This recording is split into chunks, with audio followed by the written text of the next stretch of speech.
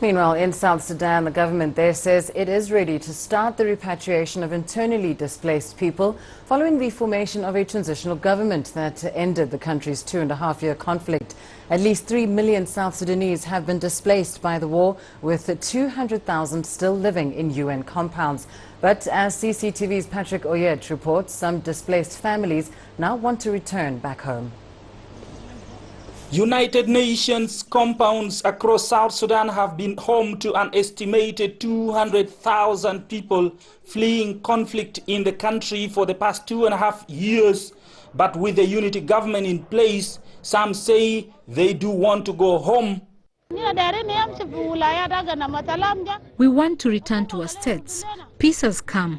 Let the government give us an okay. We want to go. We don't want to stay here. This is the right time to go so that we cultivate. Staying like this cannot help. If the government is good but cannot transport us to our respective states, then they should get for us land where we can be resettled, so that everyone can be okay. For 2 years now we've been just sitting doing nothing. The government of South Sudan says it is ready to repatriate the displaced as part of the implementation of the peace agreement.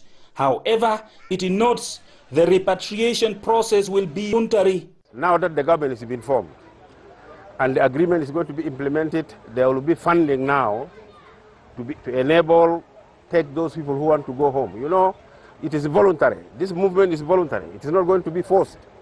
Those who will want to continue to stay in the POC because they are not ready, if the UNIMIS is still ready to take care of them, no problem. But those who wish to go home will be taken care of because the government has a plan.